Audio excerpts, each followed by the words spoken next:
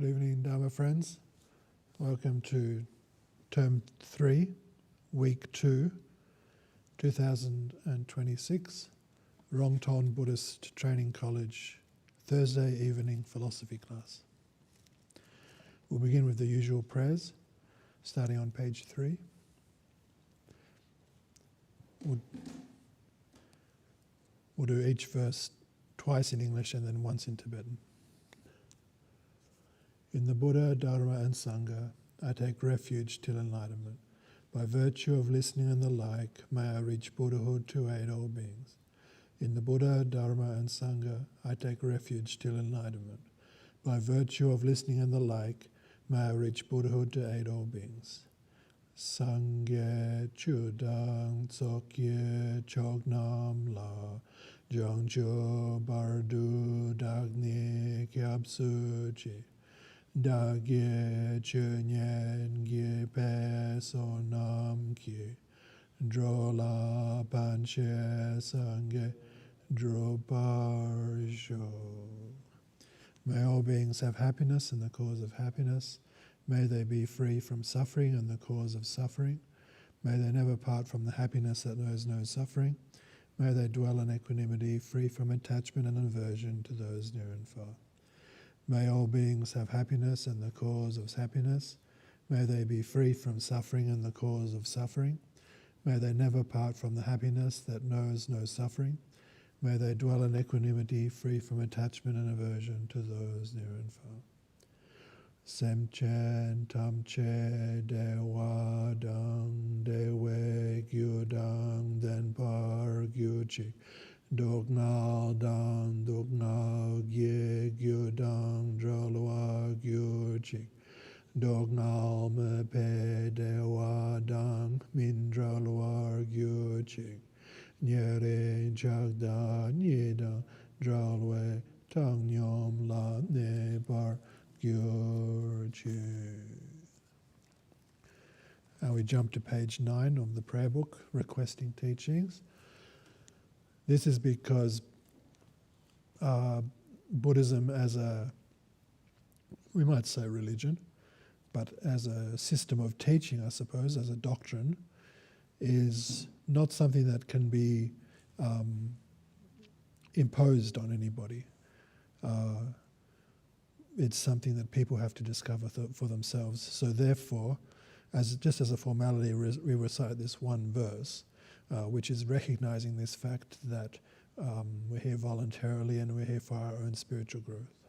So it's a very beautiful way to express our interest in the Dharma, and it reminds me of the quote that says,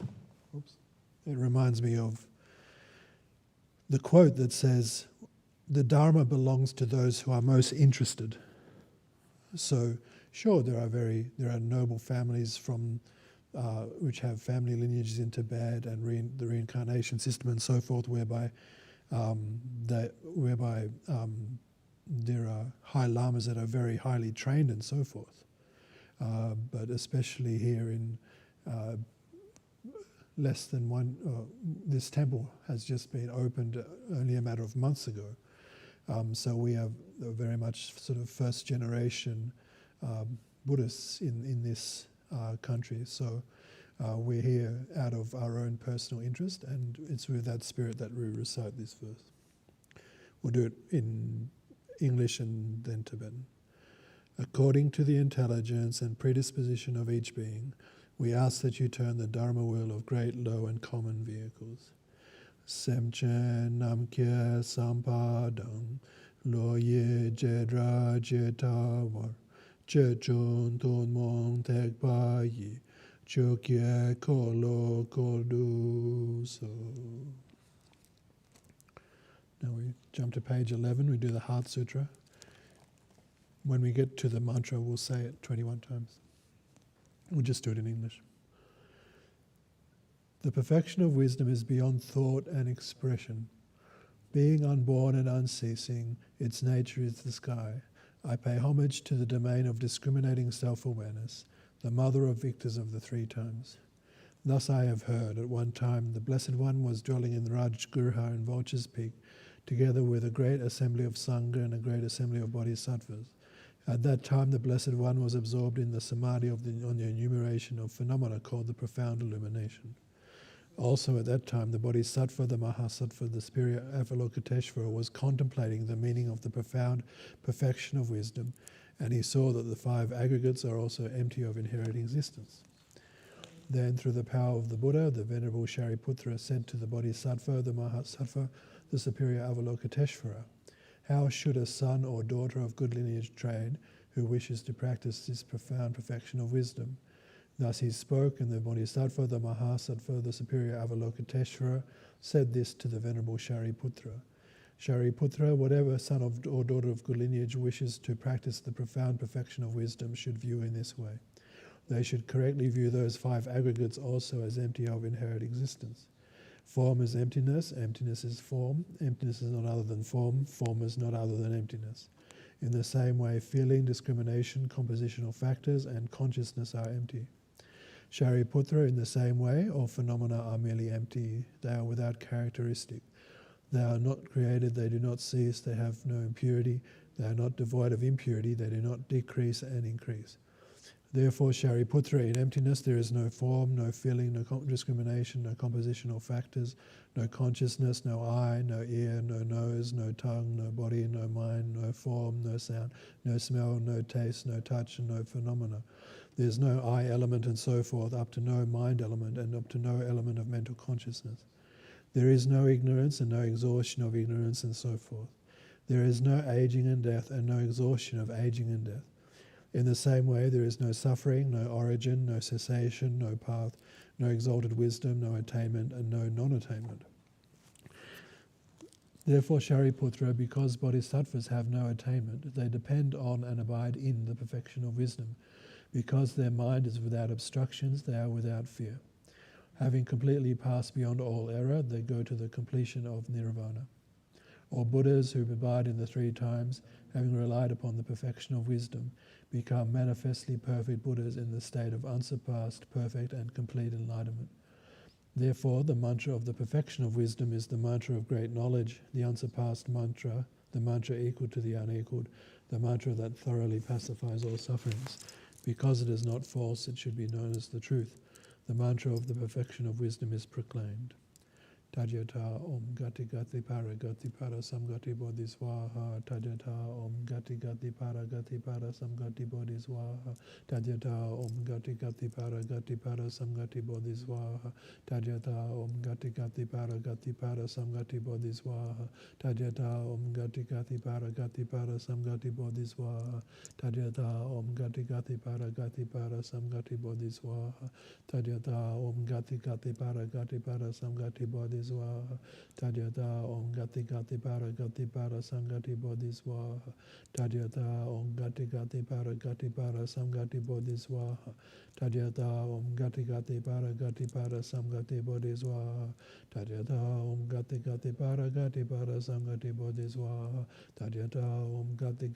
Tajata Om Gati Gati Para Samgati Bodhiswaha.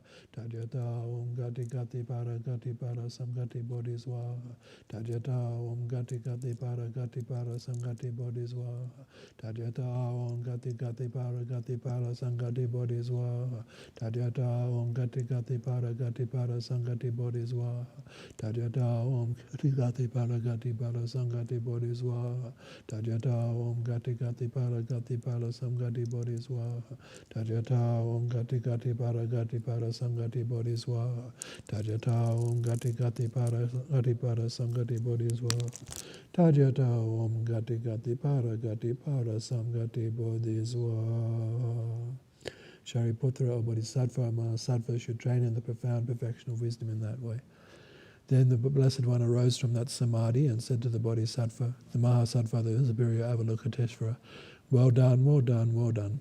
One of good lineage is just so. One of good lineage is like that. The profound perfection of wisdom should be practiced just as you have taught it. Even the Tathagatas will rejoice in this.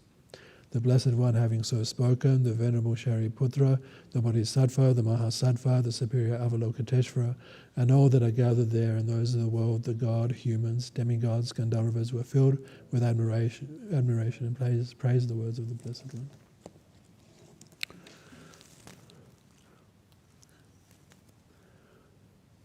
So welcome again. Today is a new moon, which means that it's a new month according to the lunar calendar. And it also happened to be an eclipse last night, a solar eclipse, but because it was nighttime we couldn't tell. And that is, so it was a solar eclipse, meaning that the moon was blocking the sun. This is considered especially auspicious in the Tibetan Buddhist tradition. Of course, every day is a good day to read and study and practice Dharma, but it's good also to recognize these special days.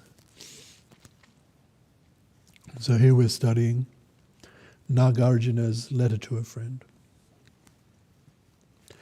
The title of the text in Sanskrit is Suherleka. Suher comes from the Sanskrit suheard. Su means good, or well, or easy. Su is also found in the word sugata, which you might have come across in your reading. There it means well. It also means sukha, which means bliss, the opposite of dukkha. And suheard, heard is a word in Sanskrit that means heart. Now this is what's called a cognate word with English. Cognate word means that two words in different languages have the same origin, and this is the case with the word heard, H vocalic R-D.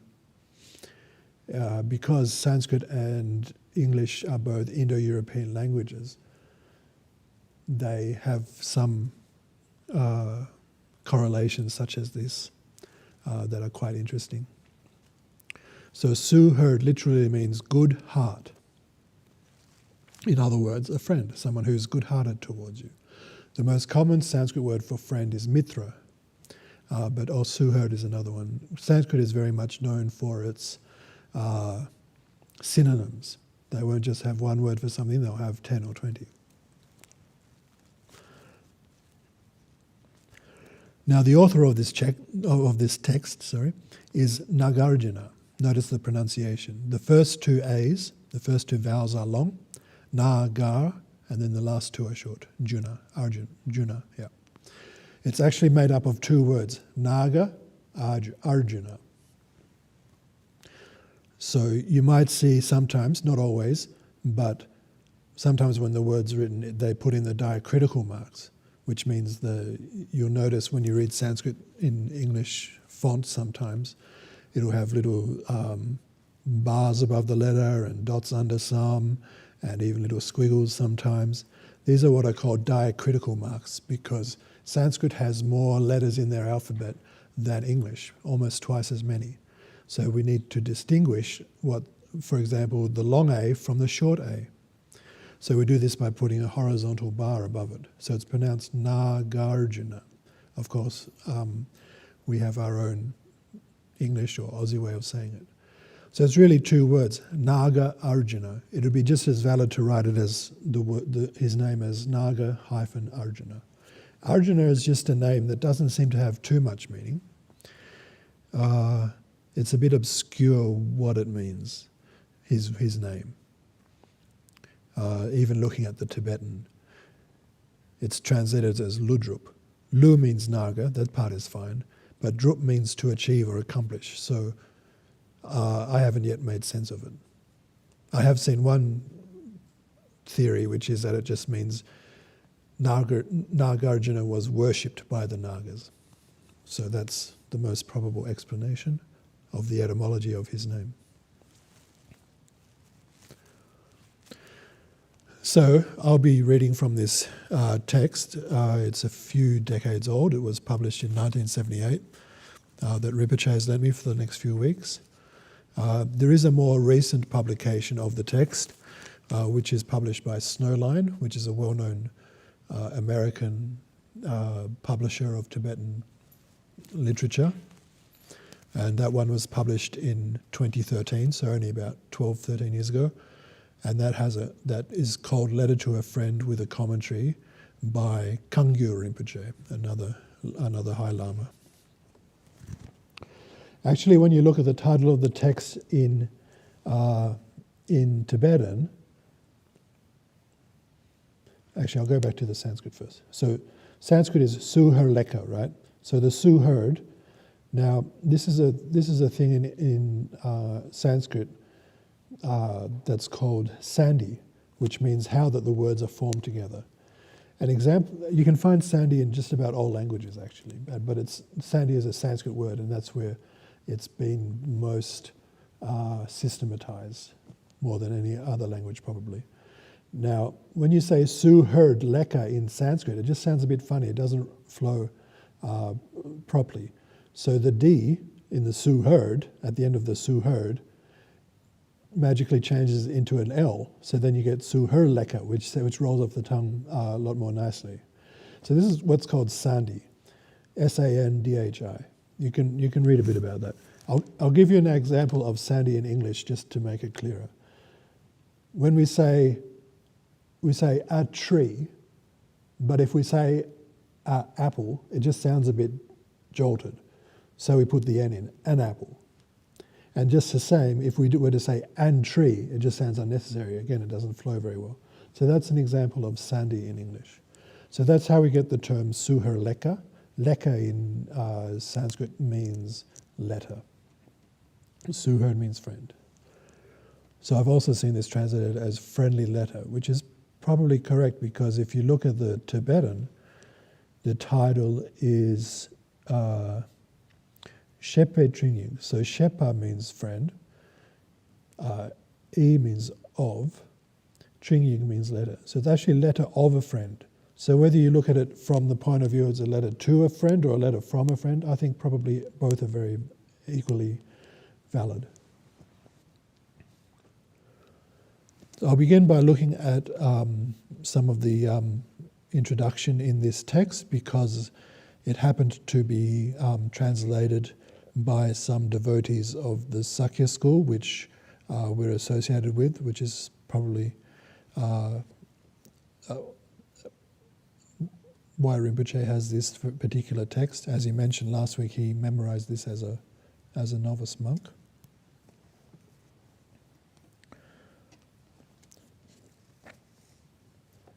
So I'll just start by reading the inside front jacket with a summary. Nagarjuna's letter to King Gautami Putra is a concise and comprehensive explanation of the fundamentals of the Buddha's teaching and of the Buddhist path to liberation.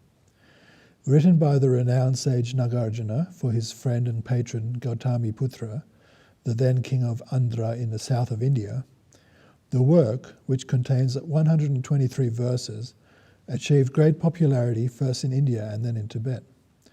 Though the Sanskrit original of the work is lost, the present English translation has been made from the Tibetan version, preserved in the Tibetan collection. Explanatory notes based on three authoritative Tibetan commentaries have been added to the text. The Tibetan text of the verses of Nagarjuna's letter is also included to assist students and scholars who wish to consult the Tibetan version. So that's at the back of the book here.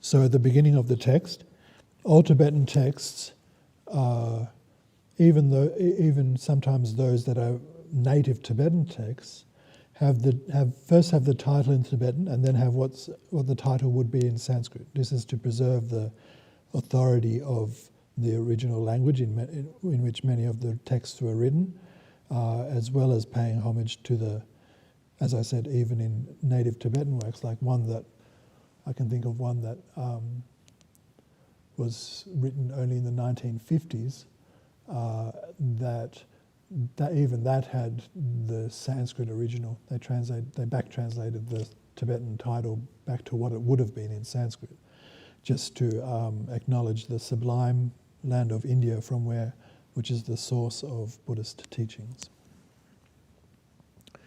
So the Tibetan name is Lopon Ludrup Ki Shepa Tringyik. Lopon, you might have heard there are some monks, Tibetan monks, with this Lopon title. This is a degree that is equivalent to a master's degree in English. The Sanskrit for this is Acharya. Means master, basically. Ludrup. Ludrup means Nagarjuna. Ki means of. So I think that might be a misspelling. I think it should probably be ki with a S on the end, meaning by. Shepe Tringyik. Shepa means friend. Tringyik means letter.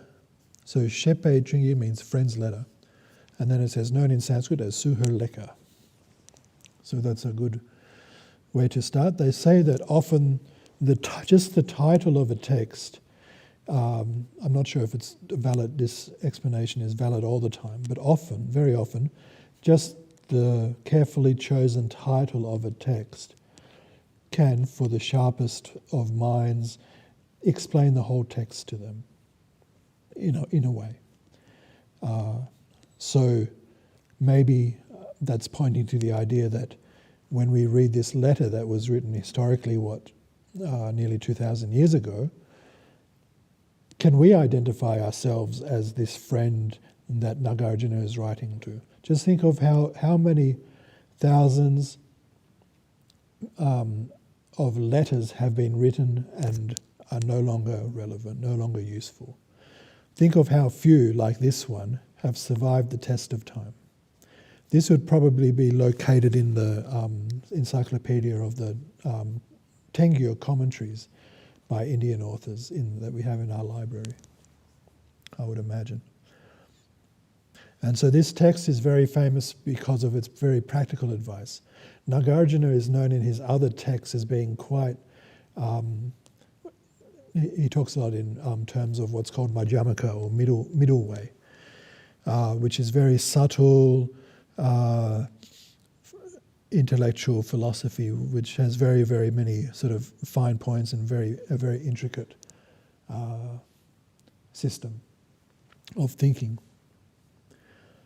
However, this is very what we might call heart advice. Things that go straight to the point and very fit for anyone who is open to receiving some help from a noble friend, as the title suggests.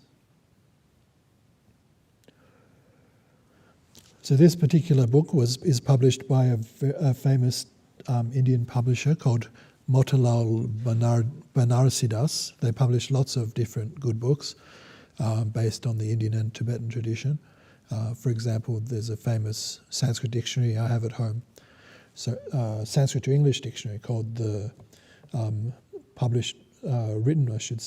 compiled by a British gentleman called Sir Monier Williams, and that was published in the very late 19th century. So they do a lot of good work such as that.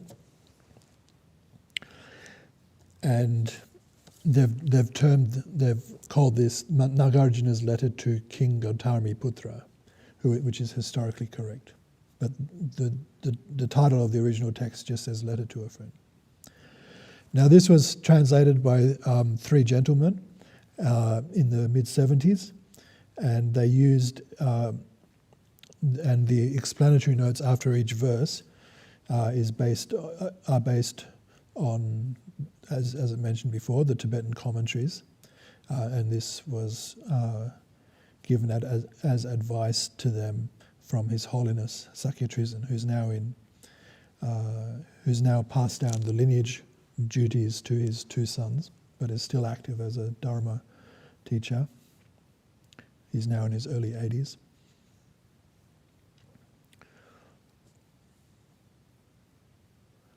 So these three gentlemen, the first one, his name is Venerable Losang Jampal.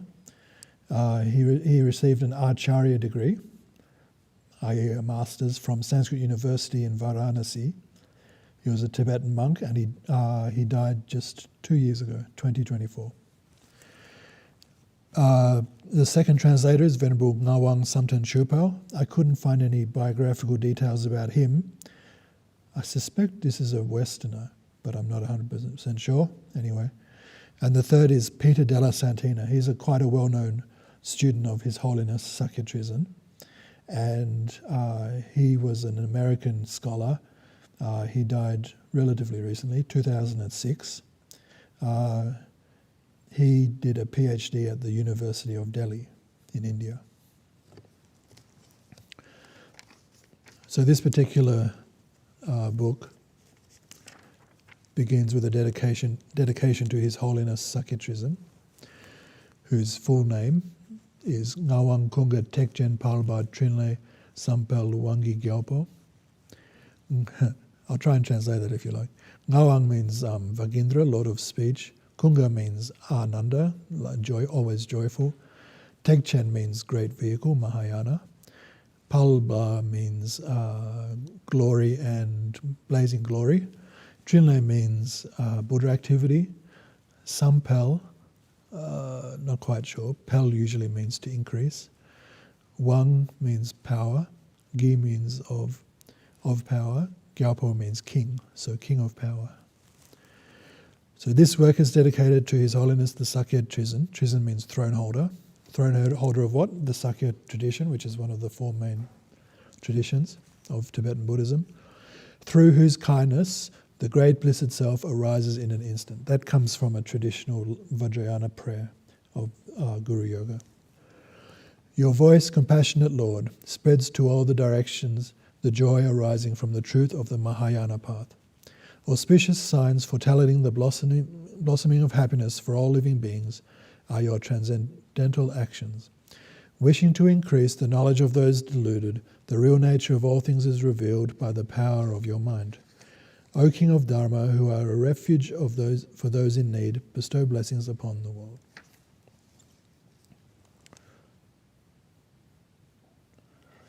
I'll now read the preface by His Holiness. The letter of a friend of Arya Nagarjuna has been held in high esteem by Tibetans throughout the centuries as a fundamental text for those embarking on the path of Dharma. For this reason, I am extremely pleased to see this publication of its English translation, which will enable the many Westerners who have become interested in the Buddha's Dharma to read and study its important teaching. Through the comprehension and application of its instructions, one will be able to place his or her feet firmly on the path leading to liberation, just as an elephant firmly plants his or her feet on the ground as he or she walks. In one way, the letter of a friend may be viewed as consisting of two divisions. The first is the accumulation of merit, which here is the path of moral discipline, study and meditation, which leads one away from desire for this life and desire for samsara as a whole. The second is the accumulation of wisdom, which here is the realization of Lord Buddha's profound and precious doctrine of interdependent origination, which leads one to the final enlightenment of a Buddha. Moral discipline, the acceptance and observance of various vows, serves as the very foundation for all subsequent achievements. Study enables one to take hold of the bright lamp of knowledge, which dispels ignorance and wrong views, and allows one to acquire the wisdom necessary to traverse the path to liberation.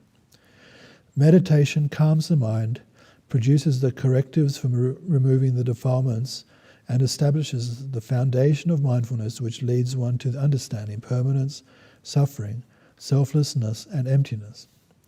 Having acquired these requisites, one is then in a position to begin his or her quest for transcendental knowledge. Armed with the weapon of interdependent origination, the mighty sword of emptiness, one is able to vanquish the ignorance that veils the truth, just as Lord Buddha did under the Bodhi tree 2,519 years ago. Both of these accumulations are necessary for attaining liberation, just as it is necessary for a bird to have two wings to soar high in the sky. Thus, if one follows the advice given by the great Saint Nagarjuna in this letter, one will also gain supreme enlightenment like the Buddha Shakyamuni. So Buddha Shakyamuni is the historical Buddha. Shakya was basically his surname or clan name. Muni means sage. Comes from the Sanskrit root, which means one who is silent, doesn't have much to say.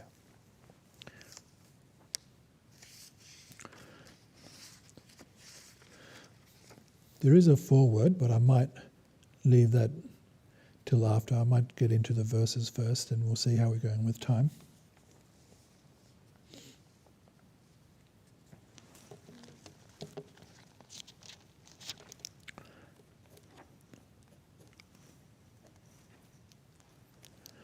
So I'd like to go through the verses that Rinpoche went through last week to begin with, just as a revision, because I'll read what the actual commentary is in the book, which is the verbal commentary that His Holiness gave based on the Tibetan commentaries.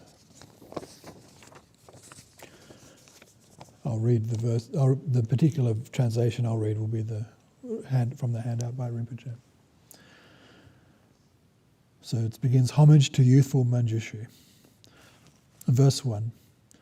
O Honourable One, endowed with virtues, as I have distilled the Sugata's teachings and composed this short noble poem so that you may aspire to the merit, this deserves your attention. On to the commentary.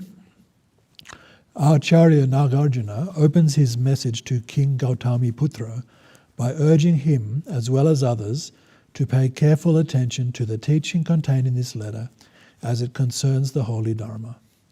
By the nature of the king's performance of virtuous deeds in previous lives, he has accumulated much merit, which has now given him the opportunity to listen to Dharma, i.e. the Buddha's teachings.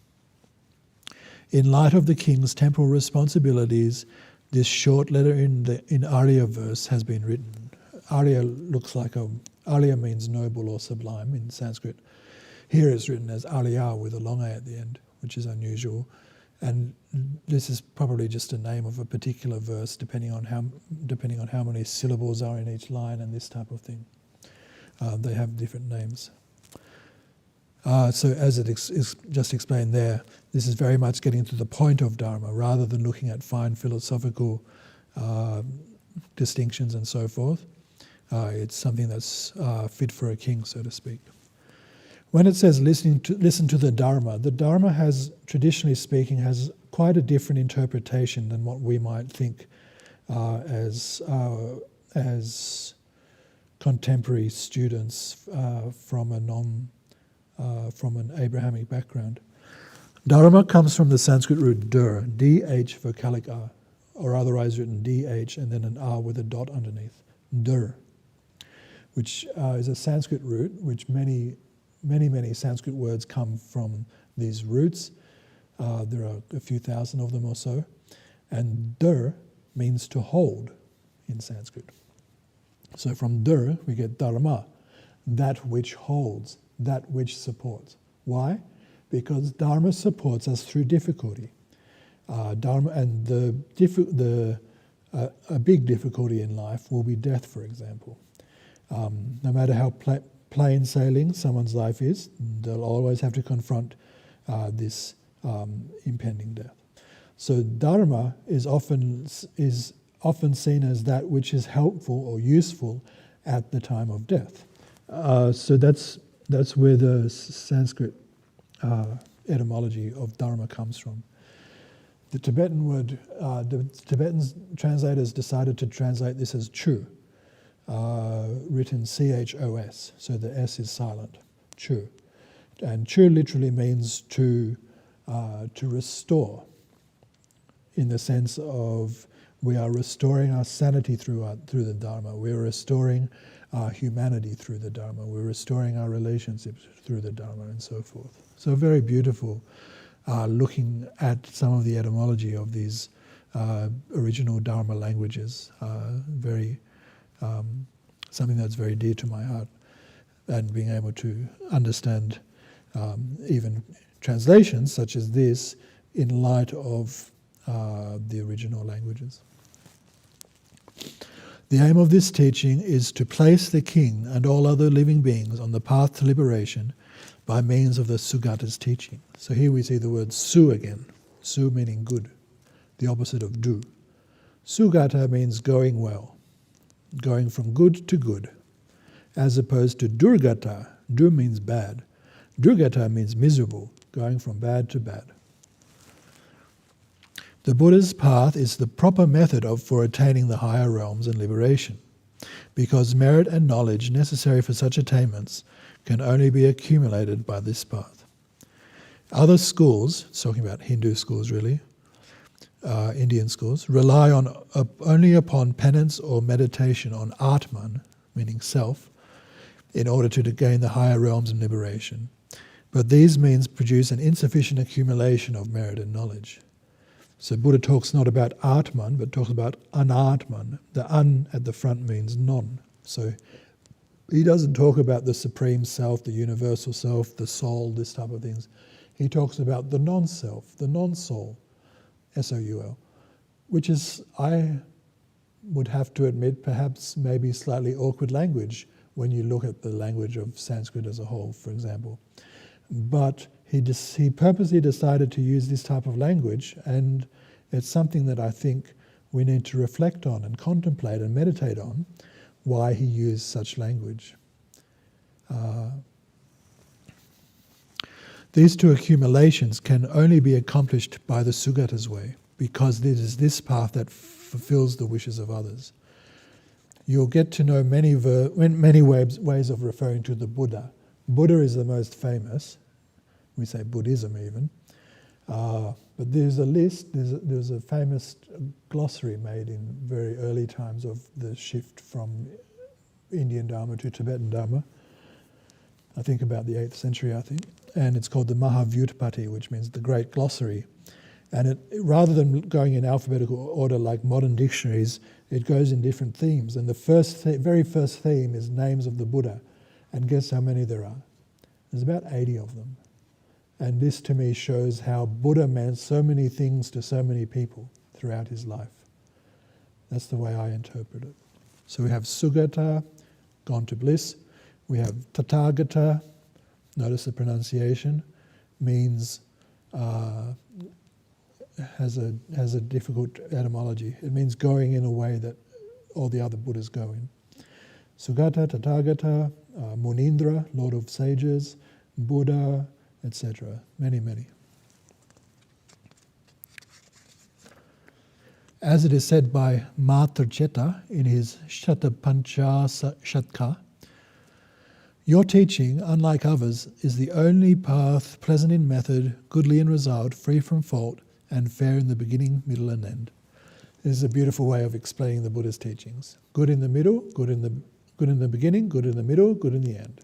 There's no hangover, so to speak. We're not doing fun stuff and then we're wrecked the next day. There's no. We're free to practice Dharma in a way that we find enjoyable, and it will only lead to greater enthusiasm in our practice. It does say your teaching unlike others, but I think we need to reinterpret this a little bit, maybe in this day and age. And I can say this because I've done quite a bit of work with interfaith gatherings and this type of thing. In this day and age, I think, generally speaking, most people have had enough with saying this is the only way, trying to fight over saying this is right and that's wrong. And there are scholars and people who debate these things still. But really, in the scheme of things, in such an advanced civilization as ours, we need to celebrate diversity, I think. With some wisdom, of course. But, I'm not going to go to an interfaith thing and say this type of thing.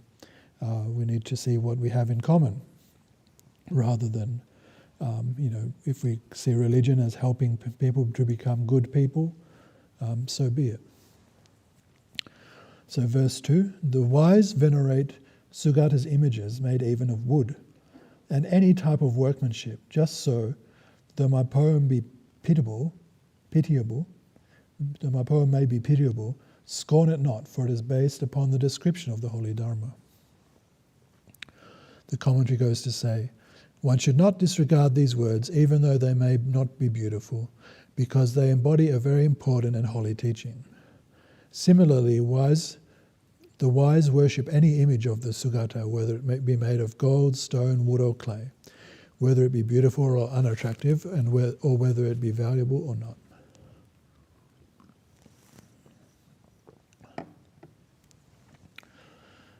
Verse 3, though you may have comprehended all the exquisite speech of the great sage, doesn't that which is made of chalk become whiter still by the moon's light?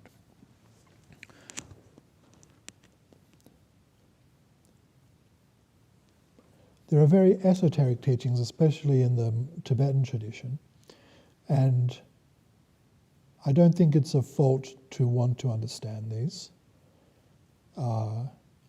That's certainly how I got involved. But it seems the more you get to practice Dharma, and if you've understood the basics and understand why you're practicing each day and so forth, doing some meditation and whatnot, and some self-study, hopefully, you'll find that going back to very elementary teachings becomes more and more illuminating. You can read books like these over and over again, this is the type of text monks would memorize in the Tibetan and so forth.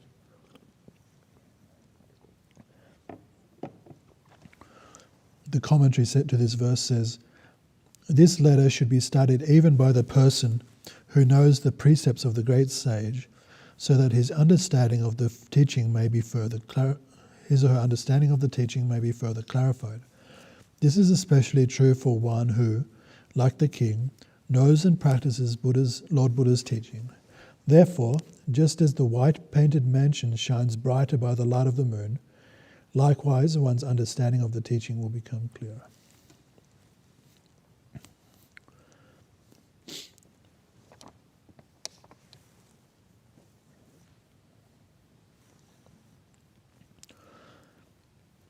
So those first three verses were an introduction. Verse 4, this is the direct teaching, which just begins with the general practice of virtue, starting with counsel to both monks and lay and householders. And 6 things to remember. Verse 4. The victor emphasized the 6 recollections: Buddha, Dharma, and Sangha, generosity, morality, and in deities. That's 6. Recall each of their sets of virtues. This is a good starting place, I think, for memorization. Finding a quote like this that says something very pithy and essential, and you can break it down a bit and you can see Buddha, Dharma, and Sangha. That's not too difficult to memorize because we, through our study, understand that as a triple gem. And then the other 3 we just have to memorize: generosity and morality, which you might recognize as being the first 2 perfections, or paramitas. So generosity is the first, morality is the second. So if you didn't know that already, you've already started learning the order of the perfections just by memorizing this verse. And then the deities. I found this very interesting when Rinpoche mentioned this last week. It's the first time I've really heard him speak like this, but he did mention that this acknowledgement of elders that we often do in gatherings at various workplaces and important events and so forth, he mentioned that is a form of recollecting the deity. It's like honouring our ancestors, is that type of thing. It's the very first time I've really heard him say something like that, which was a big piece of the puzzle for me to hear that last week. So the commentary to verse 4 says, "One should take refuge in the triple gem daily, as well as remembering these 6, just as they were taught in the scriptures." By the way, when we're doing deity yoga, that's where the deity could come in as well. So we remember the triple gem by doing refuge, remember the first 2 perfections, giving and morality, and then when we're doing what's called deity yoga, devata yoga, that's remembering what we call the deity. As the Buddha is endowed with numerous qualities, various epithets are bestowed on him. Thus the Buddha is known as Jina, meaning conqueror, Bhagavan, meaning blessed one, Tathagata, one gone to suchness, Arhat, capable one, Sugata, well gone one, Samyak Sambuddha, utmost perfect Buddha, and Atulya, matchless one. He is called Jina, the conqueror, because he has overcome all sin. He is called Bhagavan because he has defeated the 4 Maras. Maras is like Buddhist equivalent of demon or devil. He is called Tathagata because whatever he said is true, since he is one with suchness, tatata. He is called Arhat because he has vanquished the defilements of body, voice and mind. He is called Sugata because he is one who has gone well to the further side of the ocean of samsara, who is the knower of samsara, who is the knower of interdependent origination, who is the knower of all things contained in samsara, and who sees samsara as a container and knows all the beings who are contained within it. He is called Samyak Sambuddha because he is purely and perfectly enlightened. Furthermore, he is called Atulya, matchless, because he is compared to the driver of a horse cart. Having first trained the horse to draw the cart, the driver then teaches the untamed horse to run straight and then to move in accordance with the driver's wishes. However, if it is impossible to place the horse in the harness, he leaves it alone for some time. The Buddha instructs living beings similarly. He first places on the path those who should be on the path of the religion, as well as causing lazy and unenergetic people to practice. Next, he corrects those who are proceeding on the wrong path, and places under control those who are uncontrollable. Lastly, the Buddha leaves alone those who want absolutely no help. In this way, the Sugata is the matchless driver for training gods and men, who are his men and women, who are his principal followers. The two aspects of the teaching Dharma are that which is shown by another and that which is realized by oneself. The former, the well-seen Dharma, was shown by the Buddha. Therefore, one obtains wisdom by listening to, studying, contemplating and meditating on the Dharma that was taught by the Buddha. The latter, the well-received Dharma, is attained by one's own realization. One who practices diligently will eventually gain nirvana, the well-received result. The Dharma path is naturally like intrinsically clear light. If one follows this path, he or she will see the truth rightly. This path is free from disease because the defilements, or afflictions, as I prefer, and their roots have been discarded. Having departed from these, one will attain the non-temporal state. Why I say I prefer afflictions to defilements, and it's become more fashionable amongst translators to do so, more recently than the publication of this in the 70s, is that defilements really is talking about something that's impure. And this is not the idea behind what we call in Sanskrit klesha. Klesha comes from the Sanskrit word klish, the root klish, which means distress. The problem with the defilements is not so much that they're impure, but the fact that they afflict our well-being. We don't have good sense of mind and sanity when we are afflicted by afflictions. Dharma is divided into two categories of teaching, i.e. the truths of suffering and of origination, and of understanding, i.e. the truths of cessation and of path. The truths of cessation is realized by sages individually as it arises within them. Therefore there is no definition of this truth. Those of the noble assembly, sangha, possess these four special qualities. They keep a special moral code, they have well-trained minds which remain fixed and unswerving, they possess great wisdom which enables them to see the truth, they have the same particular qualities, aims, ideas, philosophy, etc. These four qualities are natural to the sangha. From this point of view, people should worship monks as they are worthy of receiving alms. Furthermore, since they are possessed of trances and are an incomparable field for people to acquire merit, they are worthy of circumambulation and bowing to with joined palms. The qualities of giving arise in the following ways: giving without miserliness, the giving itself, the effort one makes in giving, the gift itself, and the joy one has for the practice of giving. The qualities of morality are that it is unimpaired, unmixed, faultless, and unsullied. Sagacious people consider it praiseworthy because, by upholding the moral discipline rightly, one's understanding of wisdom is increased and easy access to trances is produced. Trances to me looks like an old translation of jhana, which means like meditative absorption. The gods of the realm of desire, karma dhatu, and form, rupa dhatu, have much pleasure and many beautiful possessions. Note the word for desire here is karma, not karma with an R, meaning action, but karma with a long A. By having maintained moral discipline and attained trances in previous lives, they have gained such a high birth. Therefore, if one likens his or her own moral conduct and meditation to that of the gods, then one will remember their qualities in order to augment his or her own spiritual activity.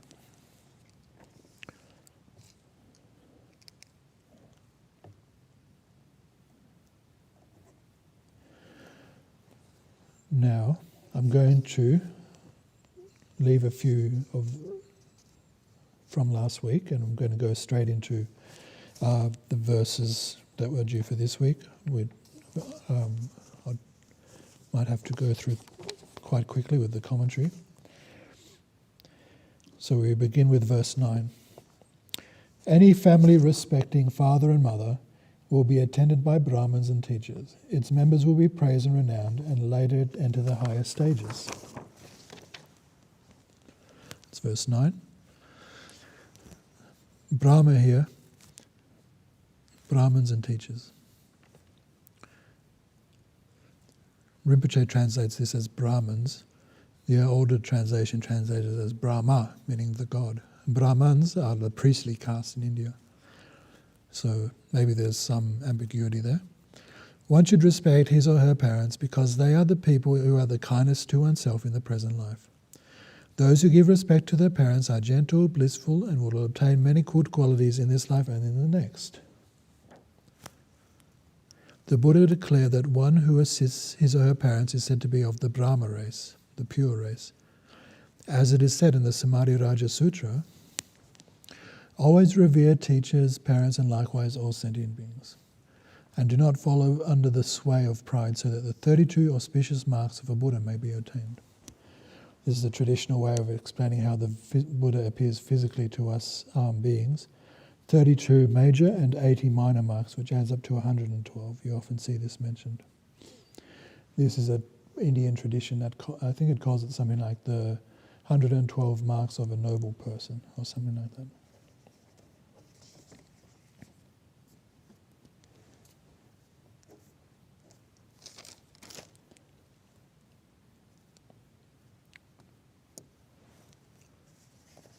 So we've already moved into the section which is counsel principally for householders.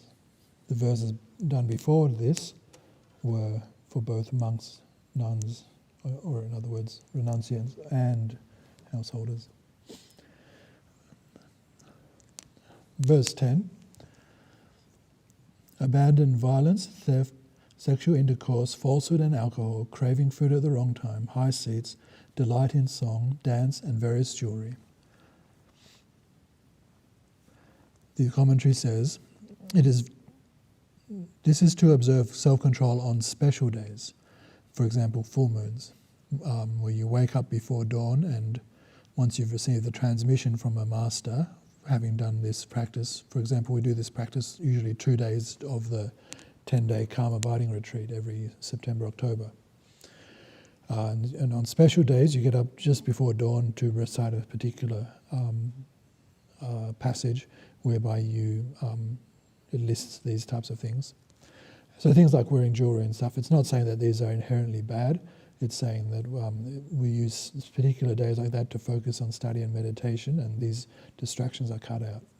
Generally speaking, when it says songs and dances, it really means like entertainment, doesn't it? It means like laptops and smartphones and things like that. So why we do this particular thing, and this is something that I can share with you when I got ordained back in 2004. My abbot said, "You have now entered a cool room free from the heat of samsara," or something along those lines. It was translated into English. The Sanskrit word for discipline literally translates as coolness. The word is shila. S with an accent on it, long I, L-A, shila. And it's translated into Tibetan as sutrim. Now, when the Dalai Lama, His Holiness the Dalai Lama, talks about this, he really emphasized that it's self-discipline. Why? Because it's so easy that if you don't remember it as self-discipline, then you're going to use this discipline to look down on others, which is the last thing you want to do. And with this coolness, they say it's easier to meditate. I.e., if you're not making trouble amongst your friends and family and so forth, if you're not being a troublemaker, so to speak, it's going to be easier to meditate. You won't be worried about people's reaction and this type of thing. You're not harming anyone, so that enhances or augments one's meditation practice and vice versa. One's meditation practice makes one realize the great virtue in having this cooling quality. So you can imagine, like, I don't know if everyone here has been to India, but you can imagine in the hot Indian sun, say over 40 degrees, you can imagine what kind of soothing feeling you would have if you found a tree and were able to sit under it in the middle of the day. That's the definition of morality in the old-fashioned Indian way of looking at it, which I find quite beautiful.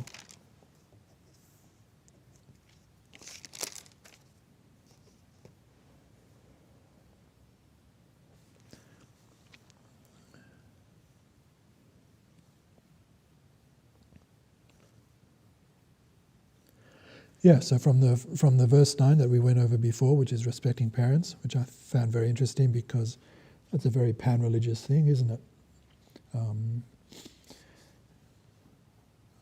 I would imagine all major religions emphasize that. So he moves from talking about respecting parents and so forth to the types of things we can reduce in our lives to focus more on Dharma, really, is what it's trying to say.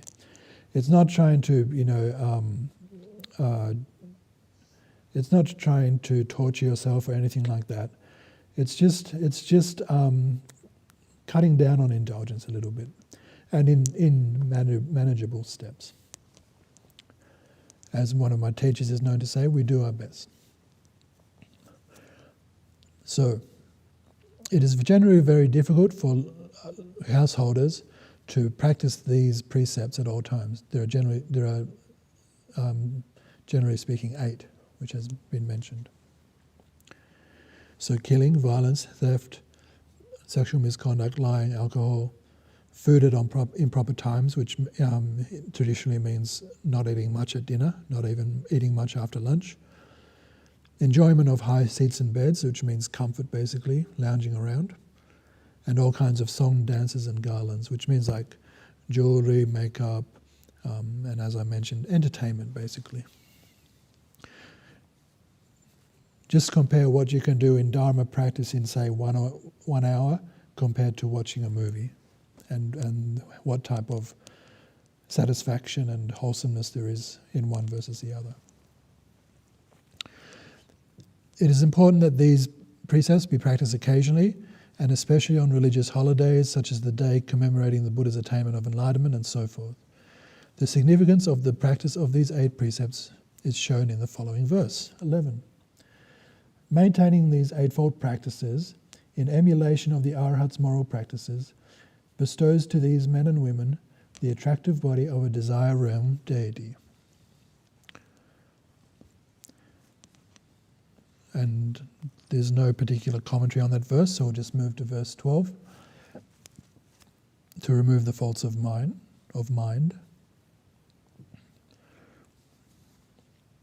So that concludes the section on to observe self-control on special days.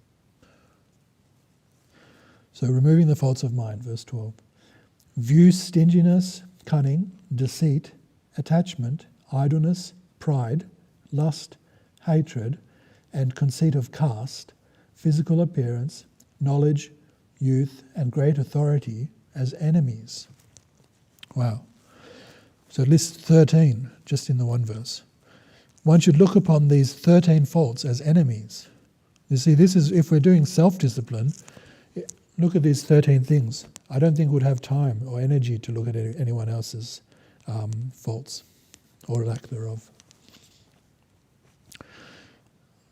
So, 1, to be avaricious and miserly, in other words, stingy, as Rinpoche translated.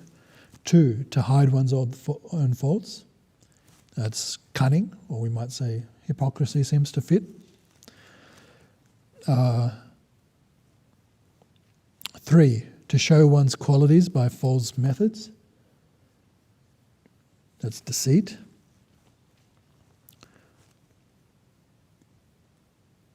'I think that's like showing off, that type of thing. 4, to desire one's body and health. So that's just attachment, he translates. 5, to be lazy, i.e. to have no interest in the performance of virtuous actions. Now that's important, because note the definition. Sometimes when you read Dharma books too, the wording may appear a bit strange or a bit unusual or a bit unnecessary, but really, really precise. Because it says to have no virtues in the performance of virtuous actions. In other words, laziness from a Dharma perspective doesn't just mean lying around all day, that type of thing, not wanting to do much. It can mean being a busybody, meaning running around, doing this and that, not focusing on one's spiritual life. What is one's spiritual life? One's spiritual life is prioritizing one's life, doing what has to be done. When we're doing those 8 precepts I mentioned a few verses ago, that's actually part of what you recite. As Buddha did what had to be done, I will do what has to be done. So we have to work out in our life what we have to do and do it. That's the definition from a Dharma perspective of a spiritual life. So it's talking about having no interest in virtuous actions. So it's not just talking about busyness. Sure, we have to have activities and interest and so forth. But it's very good to read Dharma books more than once, because you pick out these different nuances. And even if you just learn a little bit of Tibetan and Sanskrit here and there, like everyone does, knowing the word Buddha being a Sanskrit word. Buddha comes from the root Bud, B-U-D-H, which means to awaken. So enlightened is, I don't mind it, it's okay, but it's more precise to say awaken. Anyway, I found that interesting, talking about the virtuous action. Because it's possible to be busy without virtue. Very hard. It's possible to be very hard working and very destructive. So that's 5. Idleness. And then 6 is to have pride, i.e. to pretend to have qualities which one does not possess. That seems straightforward. 7 is to be lustful.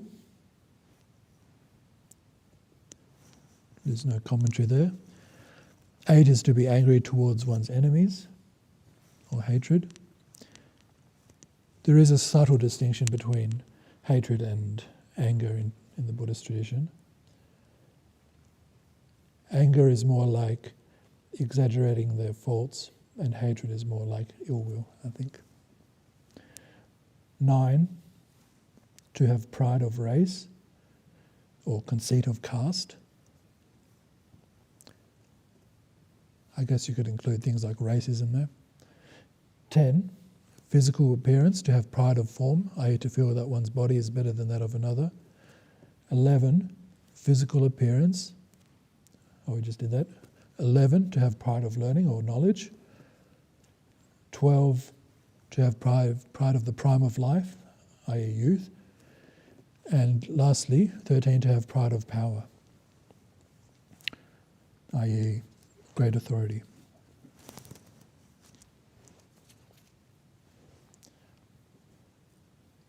So all afflictions seem to be some sort of exaggeration. For example, desire exaggerates other people's qualities, hatred exaggerates their faults, and anger. As I said, there's a little bit of ambiguity there.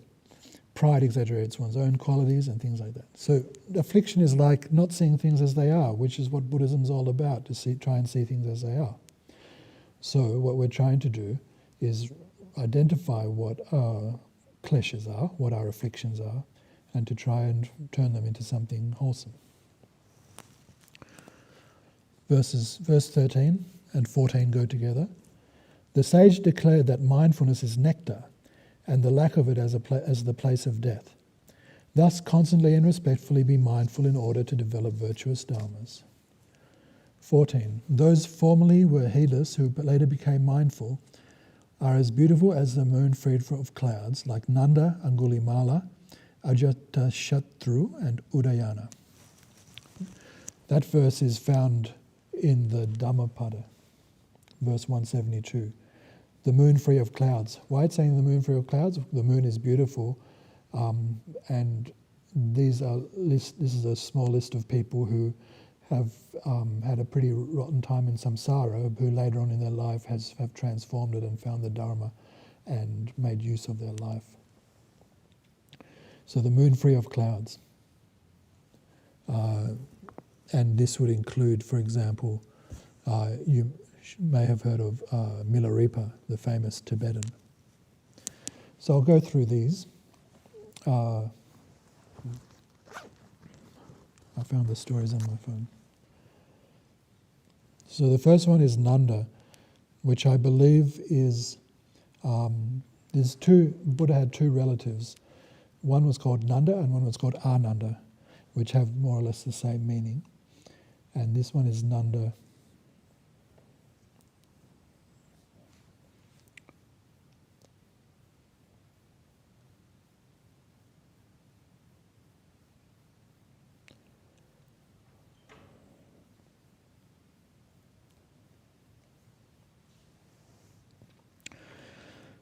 In Buddhist literature, the most famous story of Nanda is about the Buddha's younger half-brother and bridegroom who was reluctantly led to renounce worldly life, tempted by the promise of heavenly nymphs, and ultimately attained enlightenment. Prince Nanda was deeply in love with his beautiful new bride, Janapati Kalyani, and their wedding day coincided with the Buddha's visit to Kapilavastu. After blessing the household, the Buddha handed his empty alms bowl to Nanda and walked away. Bound by strict respect, Nanda followed the Buddha outside, intending to hand the bowl right back, but the Buddha led him all the way back to the monastery. Once at the monastery, the Buddha asked Nanda if he wanted to become a monk. Out of sheer reverence, Nanda agreed, though his heart remained tied to his new wife. Miserable and longing for home, Nanda pined away. To teach him a profound lesson about desire, the Buddha took him to the heavens. The Buddha showed him stunning celestial nymphs, apsaras, and asked if his earthly wife compared to them. Nanda admitted that she did not, and he worked hard as a monk specifically to win these heavenly beauties as a reward. The other monks teased Nanda for practicing the holy life merely to win heavenly maidens. Stung by shame, Nanda reflected deeply on the nature of craving and realized that all sensual pleasures lead to suffering. He let go of all worldly and heavenly desires, put forth genuine effort, and attained full enlightenment. Second one is Angulimala. This is another famous one.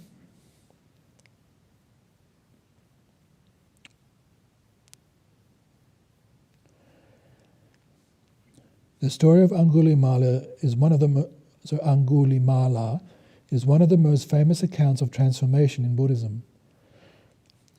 Born as Ahimsaka, a brilliant student whose life was ruined by a jealous peers and a misguided teacher, he was forced by his teacher to collect 1,000 human fingers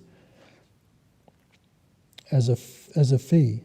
So, in other words, he had to kill 1,000 people and cut off a knuckle of their finger each time to give to his guru. So, in other words, he was devoted to a bad guru. He became a ruthless bandit who wore a necklace of 999. And then he tried to kill the Buddha, number 1,000. The Buddha used his spiritual power, to stay ahead of him while walking normally. Angulimala shouted at him to stop, and the Buddha replied that he had already stopped, meaning he had stopped doing harm, whereas Angulimala had not.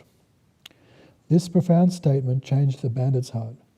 He threw away his weapons, became a monk, and eventually attained enlightenment.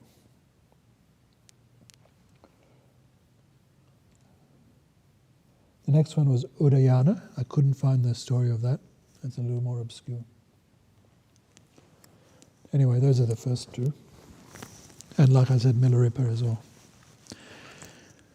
Even if one has performed non-virtuous deeds in the past, that should not prevent one from being heedful and mindful at the present time. For example, Nanda, who had much desire, Angulimala, who had much hatred, Ajatashatru, who killed his father. That's one I missed, sorry. Let's look at that one. Ajatashatru.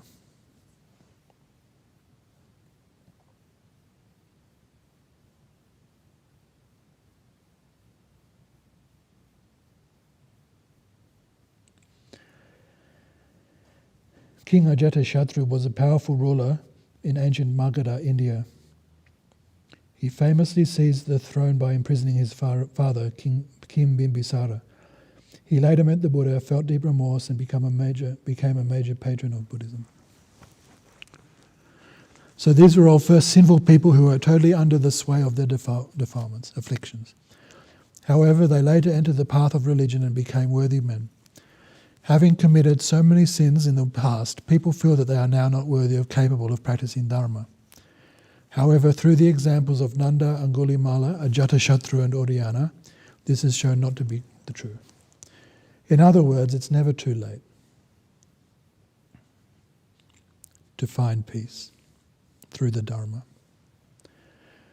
I want to take just a few minutes, literally a few minutes break, just to stretch our legs, because we'll have another 20-30 minutes to go before we finish today. Thanks.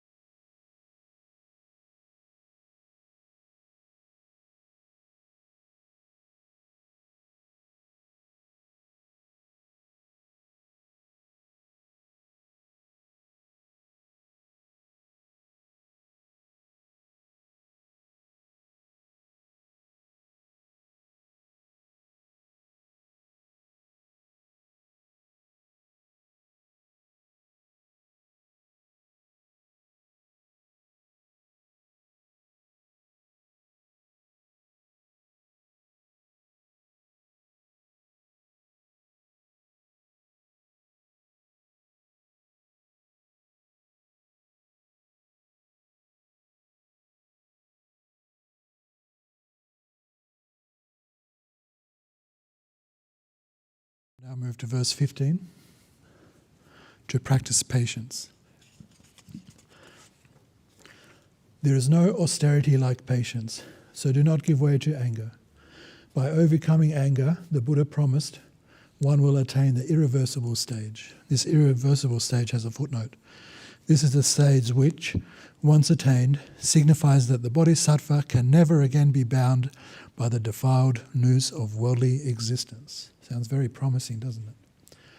So we think of all the austerity we can do, not just in the spiritual life, like you might have seen old black and white photos of saints in India lying down on nails, and there was one type of austerity where they would hold their arm literally like this until it withered away, and this type of thing. But really to be austere, and the older translation says penance. We can compare this to any type of activity.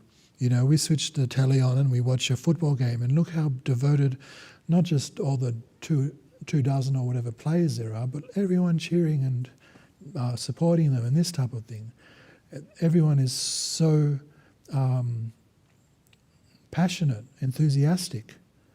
And I think what this is trying to say is that patience is what we should become enthusiastic about.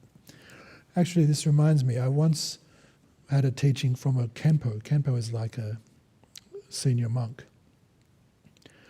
And I asked him, he used the expression to get excited, which you hear a bit in English, but doesn't sound very Buddhist to me. And I said that to him. I said, I noticed you use this phrase, become excited about something. I thought as Buddhists we shouldn't become excited about anything. He said, no, if you find the opportunity to practice patience, you should get excited about that. And that really made sense.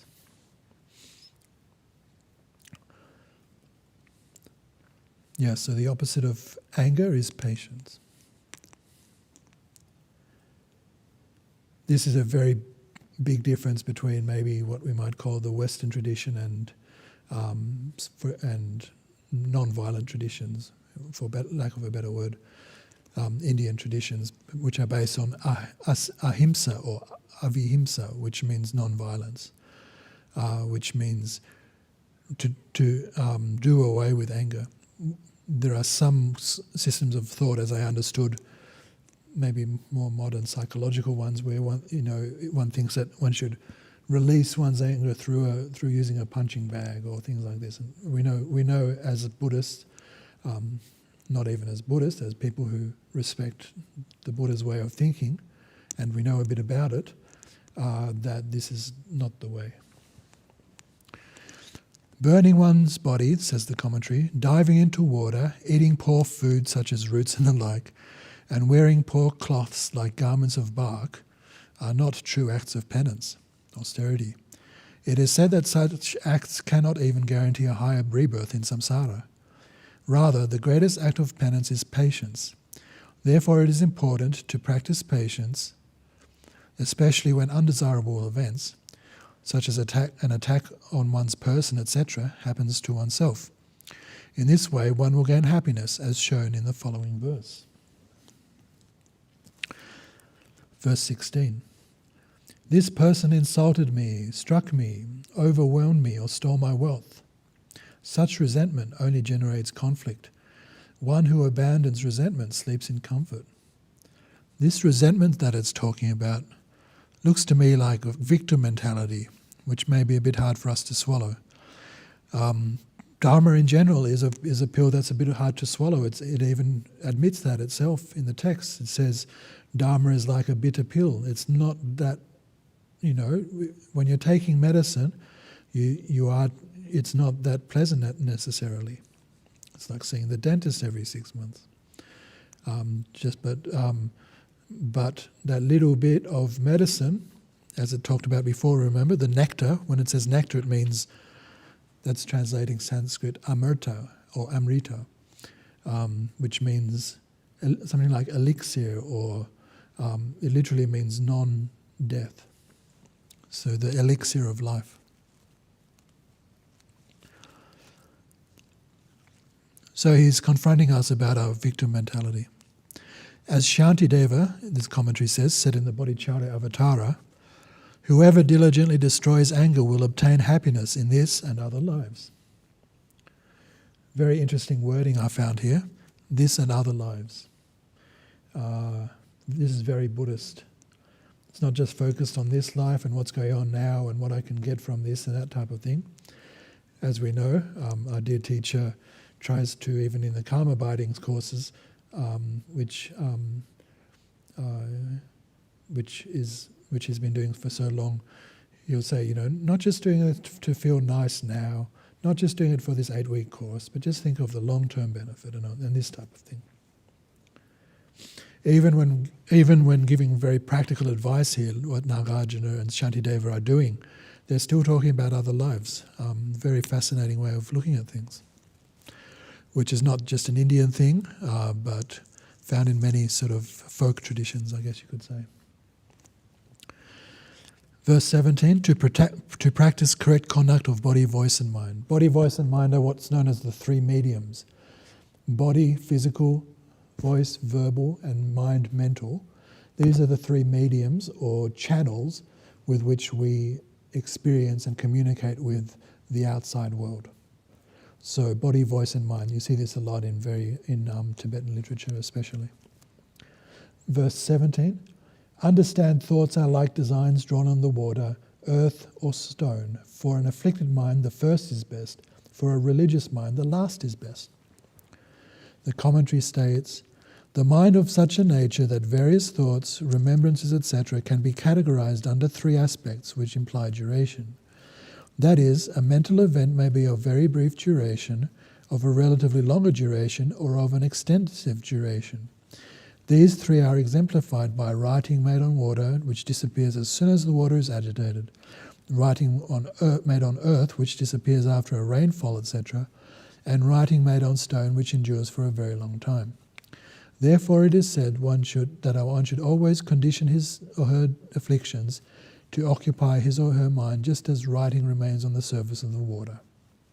Furthermore, one should continually condition his or her mind to be occupied with virtuous deeds, just as writing is engraved on the surface of a stone. So imagine how much of an impression is made by an engraving on the stone, and imagine how essenceless the ripple of writing on water and creating a small ripple really is. The most important thing to know about the afflictions within the Buddhist context is that they are not inherently existing. Then that's why we do meditation partly, which is to watch the defilements and see that they're like bubbles. There is something there, but it's not as, it's not as real, so to speak, as we might think. Verse 18, the victors declared speech to be of three types: 1, pleasing; 2, truthful; and 3, improper. These are respectively like honey, flowers, and filth. Abandon the last of these. The commentary states, as sweet speech makes others happy, it is said to be pleasing like honey. As truthful speech is praiseworthy, it is said to be beautiful like a lovely flower. As wrong speech is unwholesome, it is declared to be repulsive like excrement. One should adhere to sweet and truthful speech, but abandon wrong speech. Quite self-explanatory. If you like music, one of the analogies made is that right speech is the best type of music. Finding the right thing to say, saying the right thing at the right time, choosing not to use particular words, remembering that it's not always so much what you say, but how you say it. Verse 19, this is a very famous verse. This highlights the difference between a sugata and a durgata, one who goes well to one who goes badly, the happy and the miserable, in other words. Persons are of 4 types: light to ultimate light, darkness to ultimate darkness, light to darkness, and darkness to light. Be like the first one of these, which is ultimate light. So, what is talking about light to darkness? Dharma is described as being like light, being luminous, revealing the luminous nature of our mind, this type of thing. So, and when we're practicing non-violence, the most subtle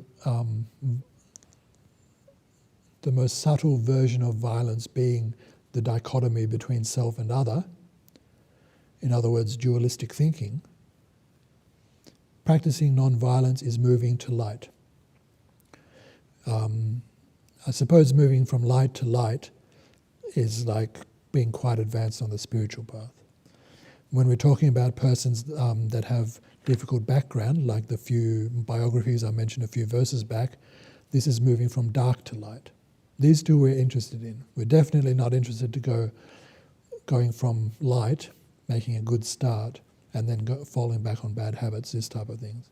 Let alone going from dark to dark, which is going from just a vicious cycle of whatever it may be, darkness, addiction, poor relationships with others, and this type of thing.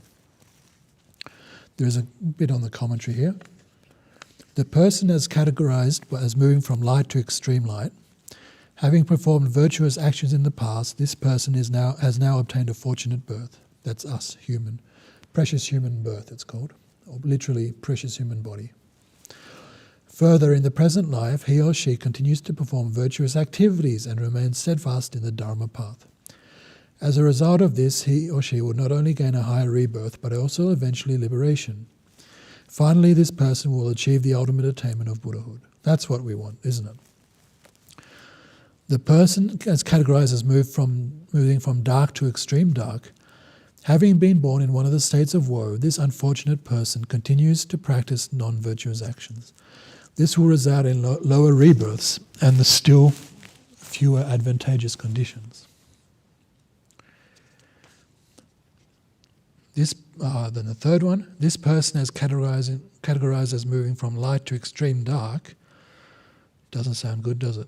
Having performed virtuous actions in the past, this person has now obtained a fortunate birth. However, in the present life, he or she performs non-virtuous actions, which will result in rebirth in the lower realms. A traditional example, I'm not sure, it might even be from this text. I studied this text with Rinpoche during a 10-day karma barding meditation retreat in the early 2000s. He usually picks a particular text to teach from during the philosophy sessions. And one example of having this what's called precious human body, or as you usually translate precious human life or precious human rebirth as a loose translation, it's like vomiting in a golden basin. It's like a golden basin is so beautiful and pleasant and so forth, but it's like vomiting it. It's like completely ruining what chance we have to make use of our present circumstances. And fourth, the person as categorized as moving from dark to extreme light, as I mentioned, like those biographies. This type of person, born in less fortunate circumstances with few opportunities to practice Dharma, tries to keep the precepts and do virtuous actions in the present life. As a result of this, he or she will gain rebirth into a higher realm. This is very encouraging. When it says virtuous actions, we do use the term virtuous, and it is, to me and probably to you as well, a little bit of a religious sounding, has a bit of a religious sounding tone to it. If you prefer thinking of it as constructive, that seems to work for me. I'm not saying it's a better translation. I'm saying sometimes there are shades of meaning that may come across as a bit religious and so forth, and that virtue could be seen as something that's constructive, something that's helpful, beneficial, this type of thing. Not necessarily just pious, religious type of thing. So that's a very famous verse. You can remember that quite easy. Light, we'll do it in order. Light to light, dark to dark, light to dark, dark to light. Be the first.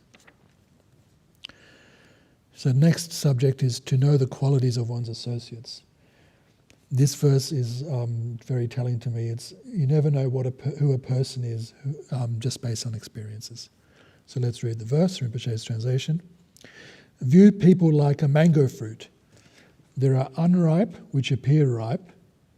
There are ripe which appear unripe. And then there are unripe who appear unripe. And then there are ripe who appear ripe.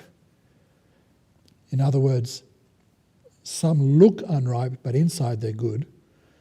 Some look good, but inside they're not.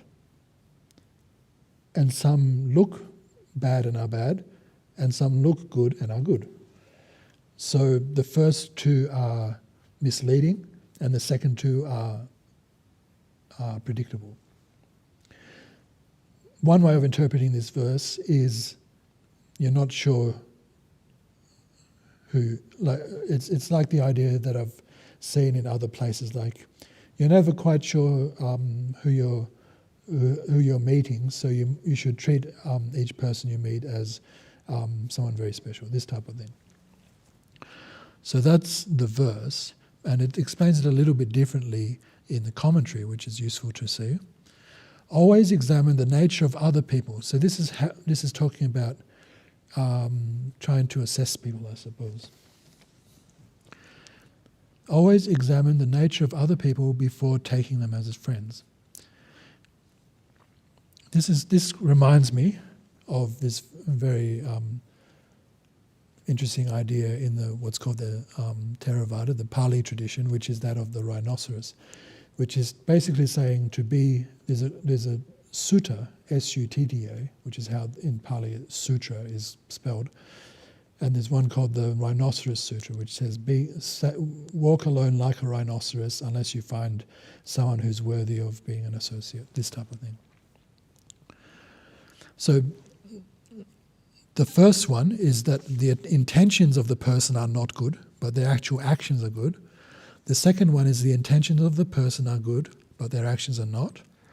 The third is that neither of the intentions nor the actions are good. And the fourth is both the intentions and the actions are good. And one should be like the fourth and should have friends with the same qualities.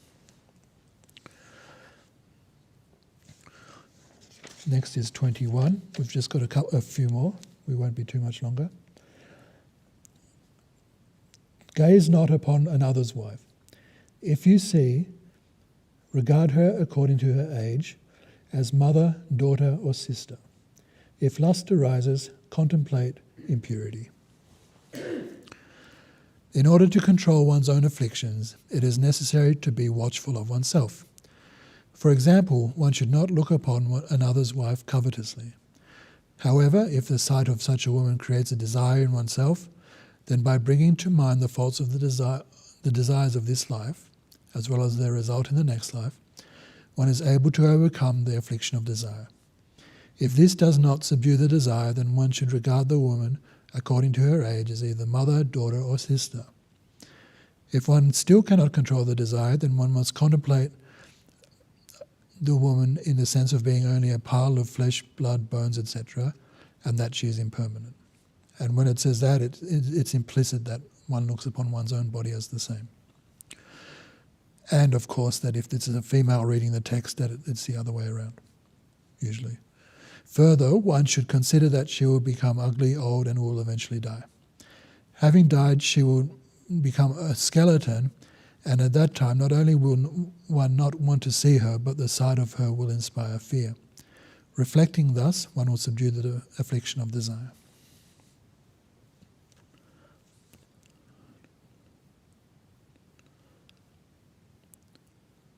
So just two more verses.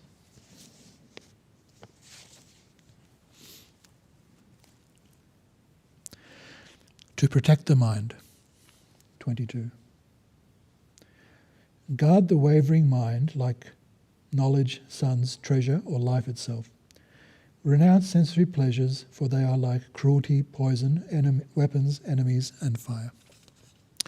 Having experienced a pleasure or that which at first seemed to be pleasurable, one learns that this inevitably creates only trouble.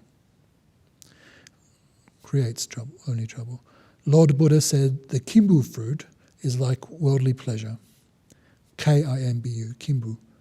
The skin of the kimbu fruit is very beautiful and good, but the inside is poisonous and leads to disaster.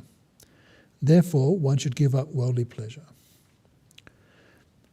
If one continues to grasp for pleasures, one will be securely bound by the iron chain of samsara and will never be free.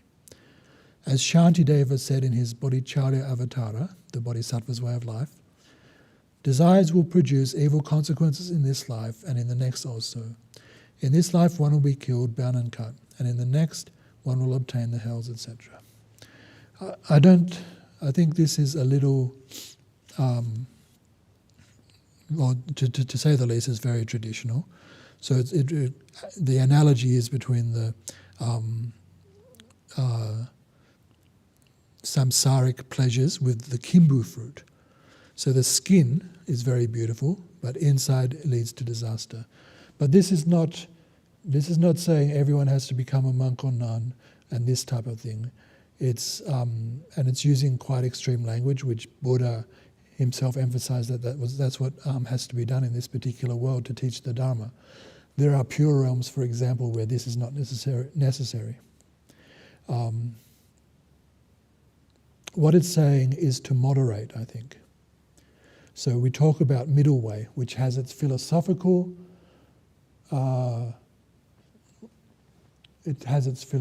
implications. For example, not being too eternalistic, not being too nihilistic.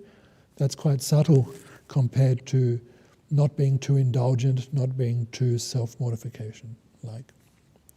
So here I think what Nagarjuna is trying to stress is that we should enjoy moderation. If we're not a monk or nun, we don't have to follow certain rules that they do, but we need to keep in mind that there are perhaps limits to such aspects of our life.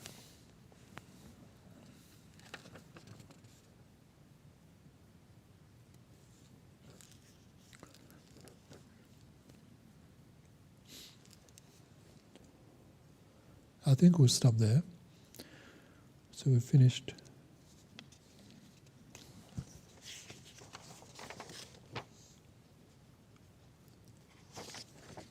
We finished verse 23, so we did 15 verses. So this pace would finish the whole book within the term.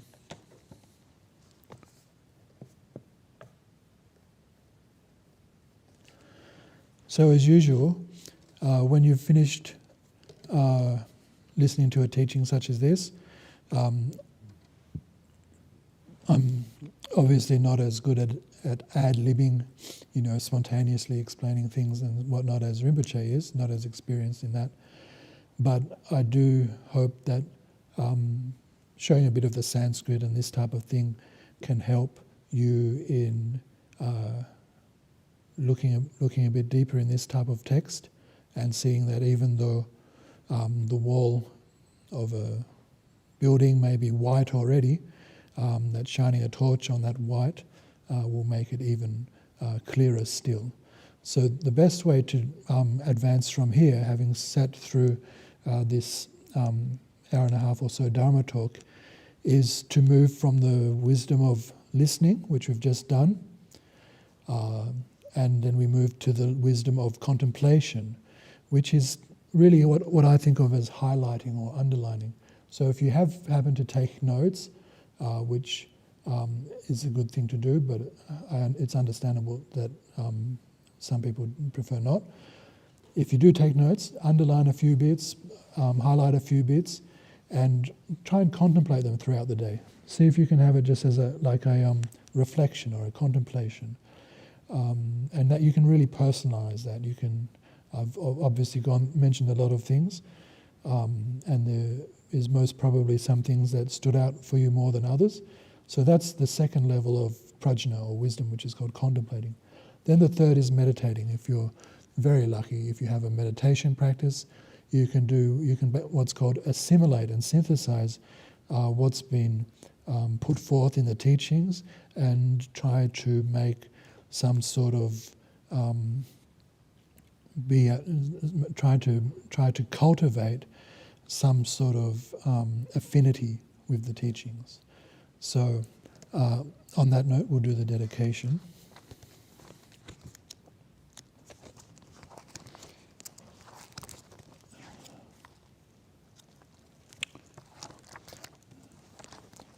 Page 10 of the folder. By this merit may we overcome the defilements and gain omniscience. May I liberate all beings from the ocean of birth, old age, sickness, death. Hearing the Mahayana teachings, whatever merit I have accrued, may all beings become stainless vessels to hold the Mahayana teachings. Courageous Manjushri knew all things, and Samantabhadra did likewise. Following all of their examples, I shall dedicate all these merits. May the excellent bodhicitta take birth where it has not yet done so. Where it has been born, may it increase freely without degeneration. Thanks, everyone. See you next week. So there'll just be one more week with me, and then Rinpoche will be back after that. Thank you.